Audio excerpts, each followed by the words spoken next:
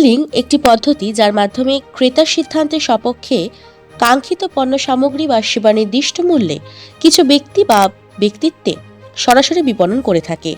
ভারতের বিভিন্ন রাজ্যের মধ্যে পশ্চিমবঙ্গ ডিরেক্ট সেলিং প্রক্রিয়ার দ্বিতীয় স্থান অর্জন করতে সক্ষম হয়েছে। ইন্ডিয়ান ডিরেক্ট সেলিং অ্যাসোসিয়েশন বা IDS এর মতে বাংলা এগিয়ে চলেছে তার ডিরেক্ট সেলিং এর মধ্য দিয়ে। সোমবার কলকাতার এক 5-তারা হোটেলে ডিরেক্ট সেলিং নিয়ে এক আলোচনা সভার আয়োজন করা হয়।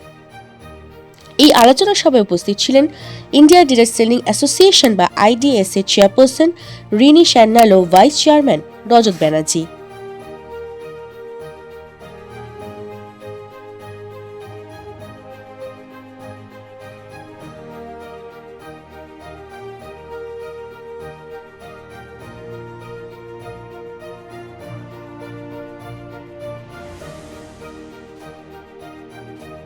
ওয়াই এগিয়ে বাংলা? হ্যাঁ, এটা খুব ভালো প্রশ্ন।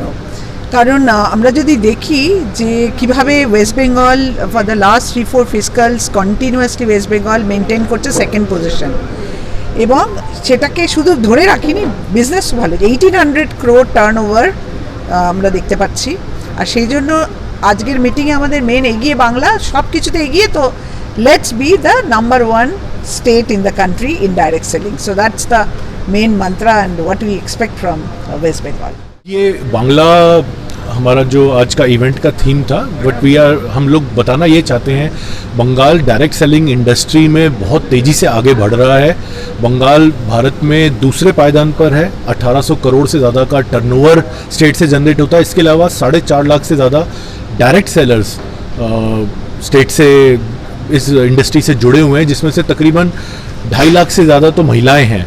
सो एगिए बांग्ला जो हमारा थीम था, इसके माध्यम से हम ये बताना चाहते हैं कि बंगाल डायरेक्ट सेलिंग इंडस्ट्री के लिए वेस्ट बंगाल आगे है, फॉरवर्ड है। बंगाल की ग्रोथ जो है वो ईस्टर्न इंडिया रीजन को और इंडिया की डायरेक्ट सेलिंग इंडस्ट्री की ग्रोथ को ड्राइव कर रहा है, और बहुत जल्द हमें पूरी उम्मीद है अगर इसी तेज़ी से बंगाल बढ़ता रहा तो अगले 3 या 4 सालों में, या मे भी शायद अगले 2 सालों में, बंगाल भारत में number 1 state direct selling industry में बन के निकलेगा। पॉलिटिकल जो पार्टी है, नहीं, देखिए, डायरेक्ट सेलिंग इंडस्ट्री की अगर मैं बात करूंगा तो डायरेक्ट सेलिंग इंडस्ट्री तो हमारी सर्वे रिपोर्ट सामने है, जिसको कि हमने रिलीज़ किया है तकरीबन आज से 2 महीने पहले, और आज बंगाल में हमने इसका रीजनल रिलीज़ किया है।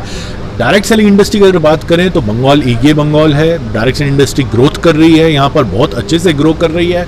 और स्टेट गवर्नमेंट का भी मैं धन्यवाद करना चाहूँगा। बंगाल भारत में कुछ उन स्टेट्स में से है जिन्होंने एक dedicated department of consumer affairs बनाया हुआ है। यूजुअली स्टेट्स में कंज्यूमर अफेयर्स का जो सब्जेक्ट होता है उसको फूड एंड सिविल सप्लाईज के साथ मर्ज किया जाता है, बट बंगाल में direct selling department of consumer affairs एक डिफरेंट डिपार्टमेंट है, जिसकी वजह से इंडस्ट्री के जो कंसर्न्स हैं या कंज्यूमर्स के जो कंसर्न्स हैं वो जल्दी सुन लिए जाते हैं, डिपार्टमेंट जल्दी उनका हल दे पाता है, और इस वजह से direct selling industry has been able to take advantage.